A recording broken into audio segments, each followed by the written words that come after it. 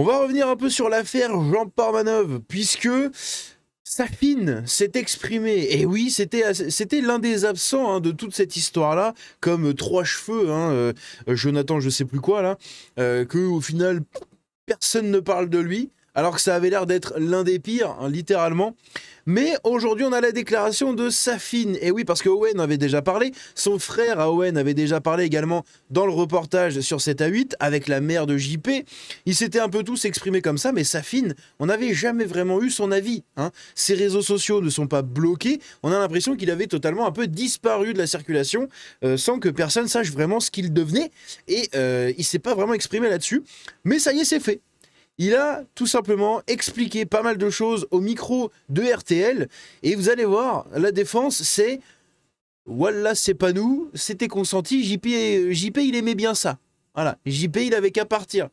C'était un accord qu'on avait tous les deux. Aucune trace écrite, rien, mais c'était un accord, c'était mon copain. C'était faux. C'était scripté, c'était consenti. On faisait pas exprès de le taper, mais en même temps, on tapait pas trop fort. C'est très bizarre. Très bizarre comme défense. Vous allez voir, c'est assez lunaire comme article. Aucun de nous ne l'a tué. Après le décès de Jean Portmanov, le streamer Safin assure que tout était consenti.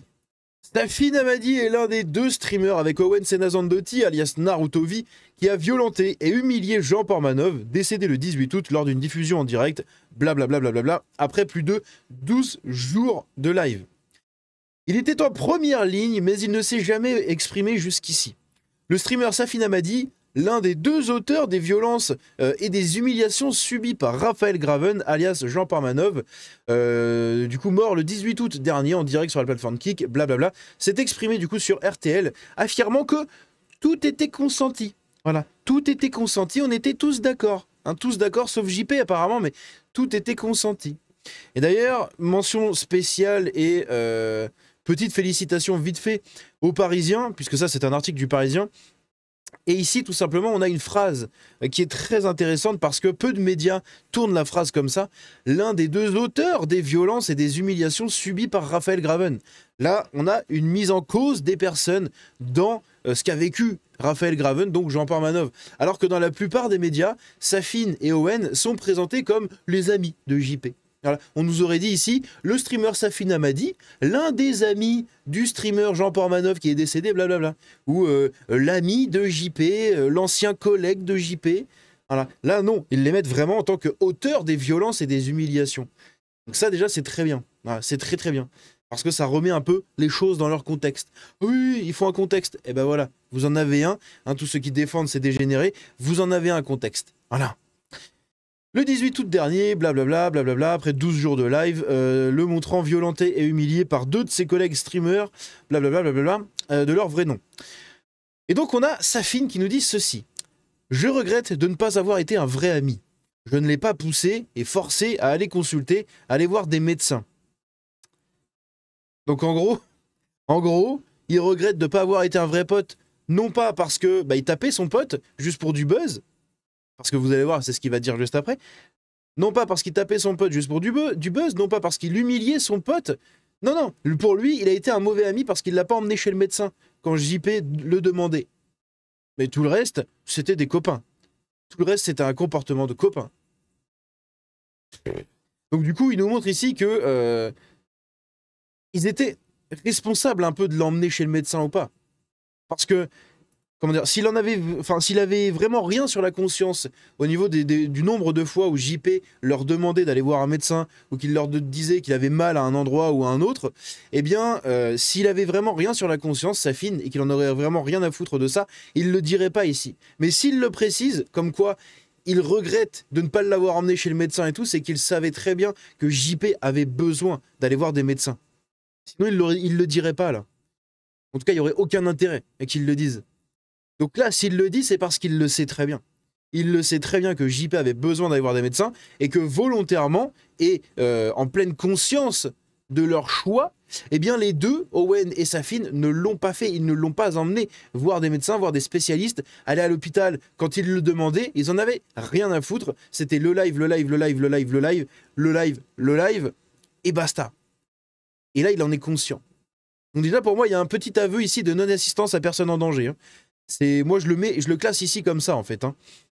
Donc, a déclaré Safin, blablabla, mis en cause dans la mort de Jean Parmanov. Depuis le premier jour, il a toujours été comme ça. Depuis le premier jour où je le connais, il était comme ça. Donc, pour nous, c'était quelque chose d'habituel, de normal. On ne savait pas qu'il était malade. Ah oui, oui, bien sûr, tout le monde te croit. Oui, oui, oui, oui. Donc, en gros, Safin ne savait pas que Jean Parmanov était malade. Donc tu fais quoi de tous les clips où on voit le trio, Jean Parmanov, Owen et Safin, qui sont ensemble, face caméra, où Owen et JP discutent des problèmes de santé et Safin derrière qui les regarde et qui écoute. On en fait quoi de ces moments-là? Tu savais pas? T'avais les oreilles débranchées? T'étais à l'ouest? Non, non, t'étais là, tu savais très bien. Et vous savez pourquoi il joue sur cette phrase-là, avec Safin notamment? Parce que vous remarquez que Owen, à aucun moment, Owen s'est dit comme quoi il ne savait pas qu'il était malade. Il me semble qu'à aucun moment, dans sa défense, il précise que Owen ne savait pas que Jean Parmanov était malade. Pourquoi? Parce qu'il n'existe aucun clip, en tout cas de ceux qui sont ressortis sur les réseaux, où on voit Safin affirmer et parler directement de sa propre bouche des problèmes de santé. Et donc, grâce à ça, en fait, ils vont jouer là-dessus. Et comme il n'y a aucun clip qui montre Safin en train de dire « Oui, mais toi, avec tes problèmes de santé, machin », eh bien, ils vont jouer sur la carte de « Oui, mais Safin n'était pas au courant ». Quand bien même il était présent à H24 quand ils en parlaient, hein, quand Owen disait à JP « Ouais, mais toi, tu vois, avec tes problèmes de santé, tu devrais essayer de te reprendre en main, machin ». Et JP qui disait « Oui, non, mais ça va aller, ça va le faire et tout ». T'étais là, hein, Safin, et il était là. Hein. On te voit dans les clips, t'es là, vous êtes en trio.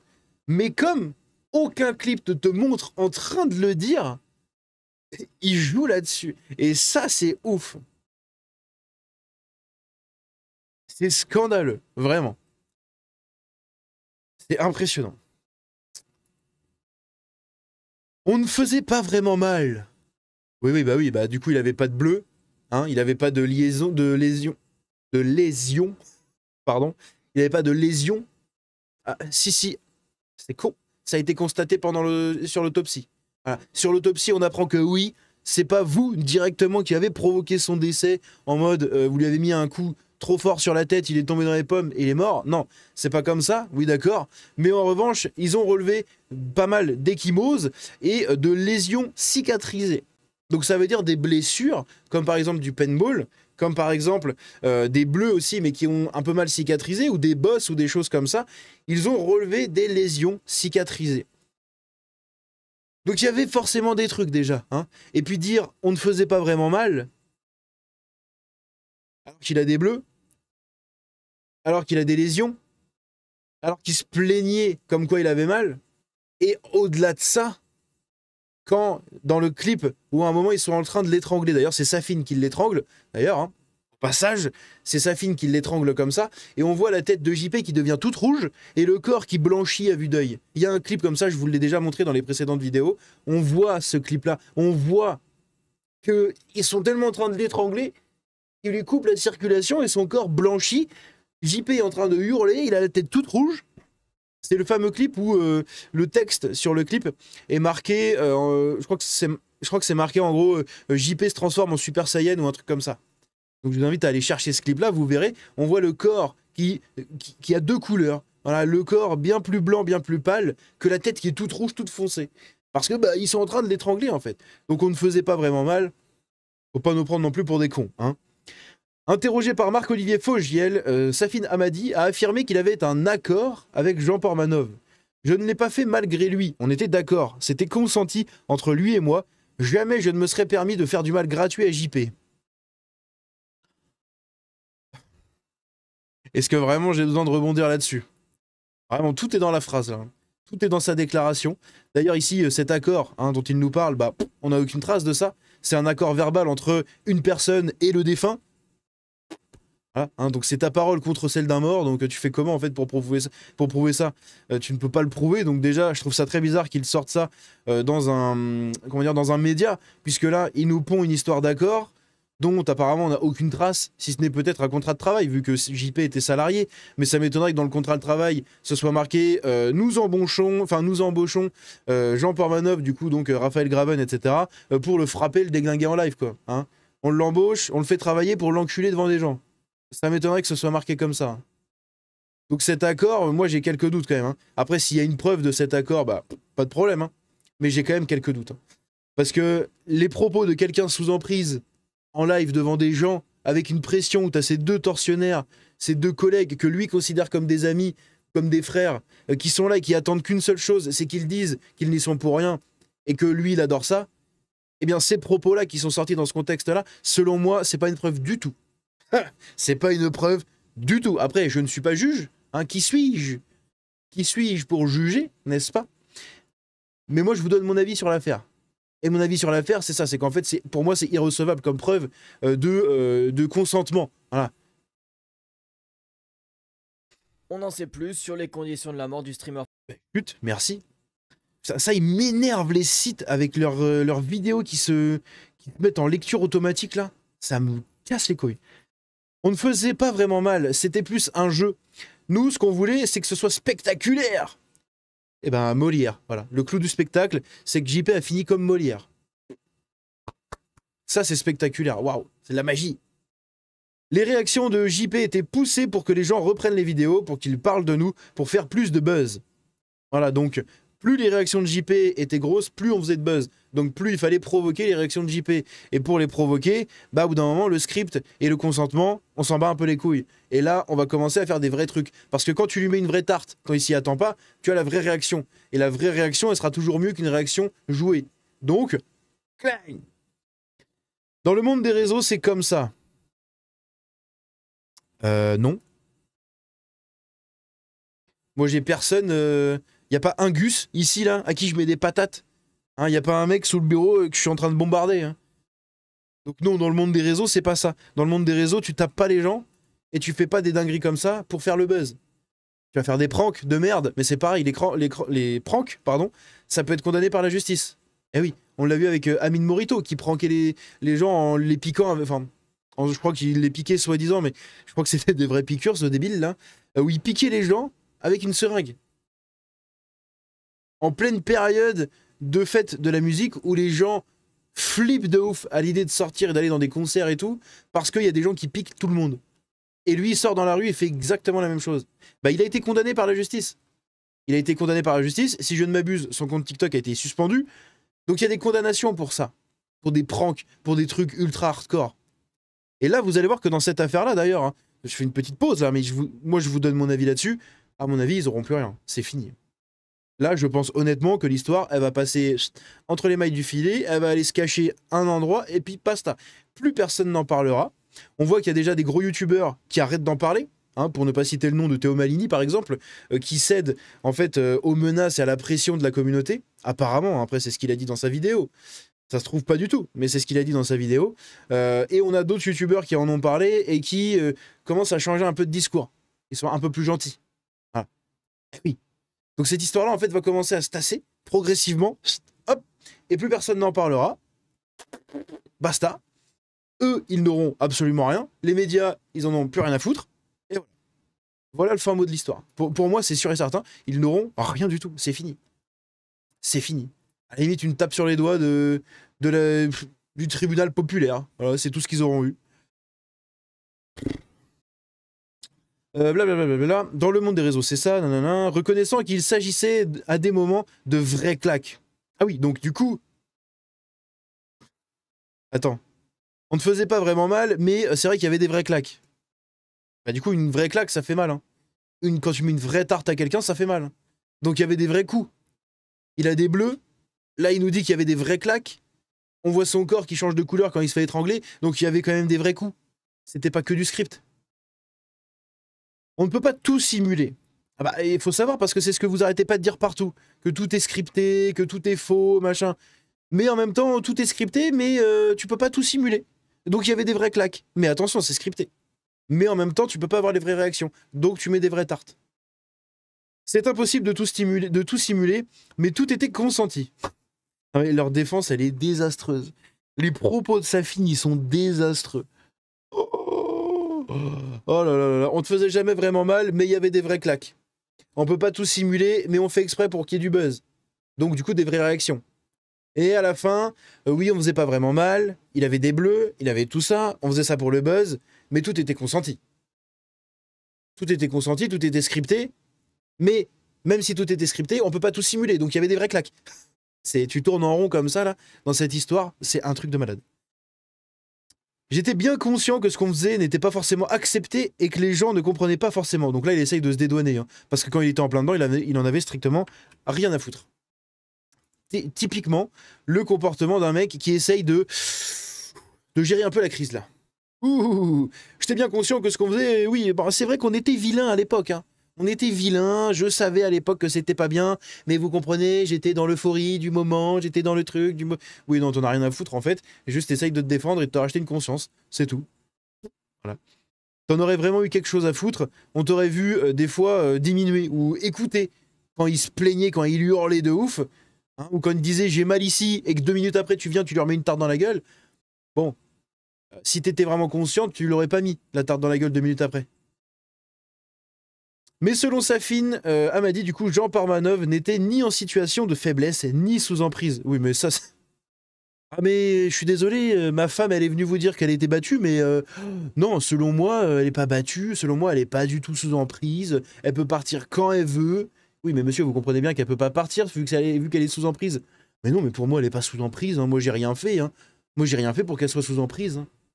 C'est exactement ce comportement-là. C'est littéralement le mari qui bat sa femme et qui vous dit bah non, mais elle était pas sous emprise, elle pouvait partir quand elle voulait.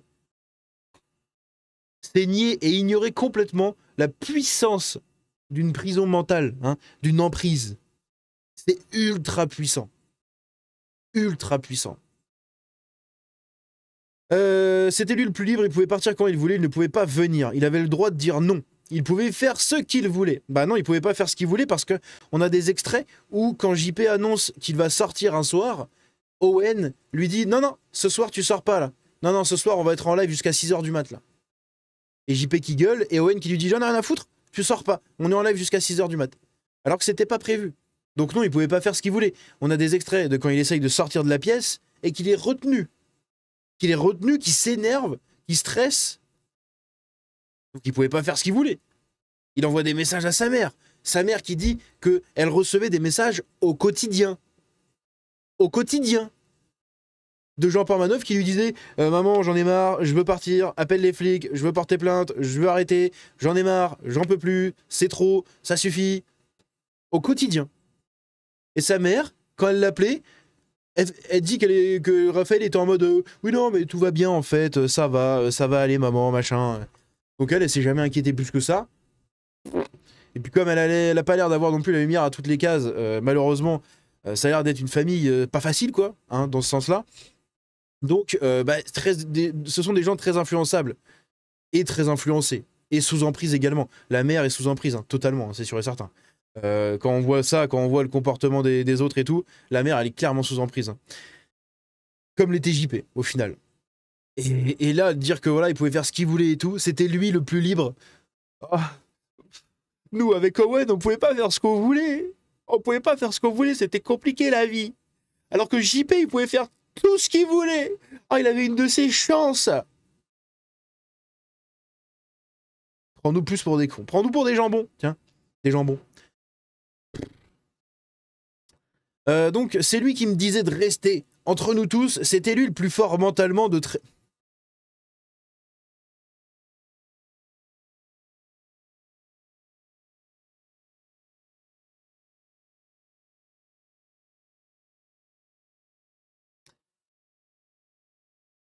Il ose nous dire ça.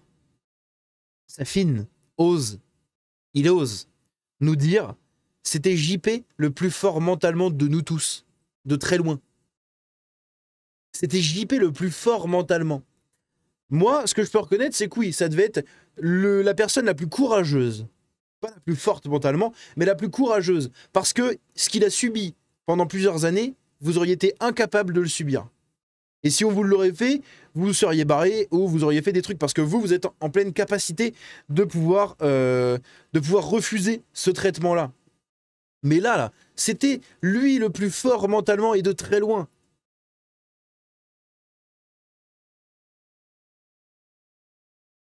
J'hallucine.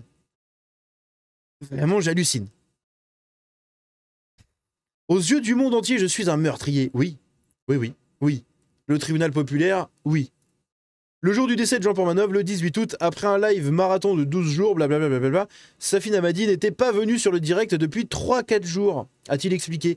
Je me suis levé le matin, j'avais reçu des messages des abonnés qui disaient qu'il s'était passé quelque chose, personne ne savait encore. Je n'ai fait qu'appeler, et personne n'a voulu me répondre. À un moment, Owen m'appelle en pleurs, c'est là que j'ai compris que JP était mort, a raconté le streamer en pleurs. Ah, JP il est mort. Il est mort. On a perdu notre poule aux œufs d'or. Comment on fait là? Comment on fait? Voilà, ça devait surtout être ça la panique. Hein. La panique à bord, c'est de... ok, JP est mort. Comment on fait? On va se faire déglinguer par la planète entière parce qu'ils savent, hein, c'est lui qui le dit, ils savaient que ce qu'il faisait c'était pas bien et c'était pas accepté. Donc ils savaient très bien le résultat du décès de JP, hein, qu'ils allaient se faire enculer par tout le monde de tous les côtés. Au final, ça a été sur toute la planète entière. Ils sont passés pour les pires crevards sur toute la planète entière. Donc c'est le stress de ça, de comment on va faire pour sortir de là? Comment on va faire pour sortir de là? Moi, je suis sûr, hein, je mets des cheveux de moi à couper, que c'est surtout cette réaction-là qui a provoqué les pleurs chez les deux, là. Si vous tentez qu'ils étaient vraiment en pleurs. Je suis sûr que c'est ça, hein, c'est de se dire, on est dans une merde. Mais une merde. JP il est mort, ça fait 12 jours qu'on est en live, il y a tous les extraits partout sur internet où on lui encule sa race, là, vraiment, hein, pour reprendre leurs propos. Comment on va faire, là? Comment on va faire pour sortir de là? Au final, tranquille, hein, tout se passe bien, voilà. Je ne le maltraitais pas du tout, c'était dans le live. C'était notre contenu, je ne le maltraitais pas. Bah si, tu le maltraitais dans ton live. Mais tu le maltraitais quand même. Affirme avoir désormais peur pour sa famille. Ah bah oui, maintenant c'est lui qui va avoir peur.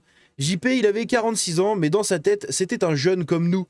Ah oui, mais dans sa tête uniquement, hein, pas dans sa santé. Il n'a jamais eu d'enfant, jamais personne n'a voulu être son ami. On était les seuls. Il a un peu vécu son enfance avec nous. Il a un peu rattrapé sa jeunesse. On se voyait juste comme des amis qui rigolent entre eux, sauf que nous, c'était filmé.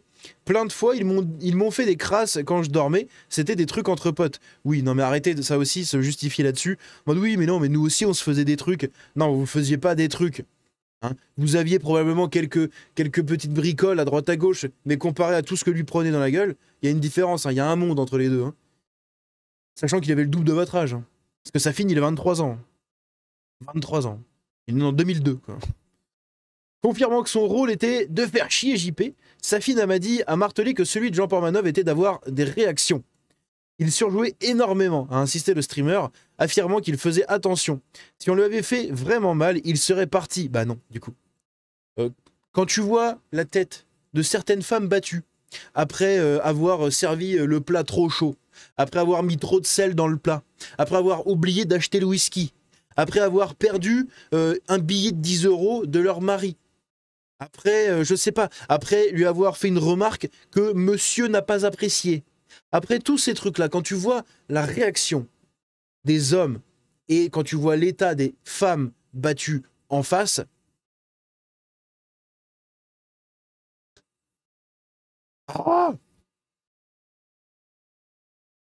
si on lui avait fait vraiment mal, il serait parti. Hein. Donc si la femme, elle avait vraiment eu mal, elle serait partie. Avec la gueule couverte de bleu, des échymoses aux yeux, enfin des cocards aux yeux, le nez un peu démonté, elle pisse le sang. Si elle avait vraiment mal, elle serait partie. Hein. Ils vivent dans un autre monde. Hein. Ils vivent dans un autre monde et ils sont en train de défendre l'indéfendable. Et le pire, c'est que les gens leur donnent raison. Aux yeux du monde entier, je suis un meurtrier. Ce n'est pas moi qui ai tué JP et aucun de nous l'a tué. Non, mais vous avez provoqué petit à petit sa lente agonie, en fait. L'agonie de son corps. La privation de sommeil, c'est l'une des méthodes de torture les plus utilisées dans le monde, en tout cas qui étaient les plus utilisées dans le monde.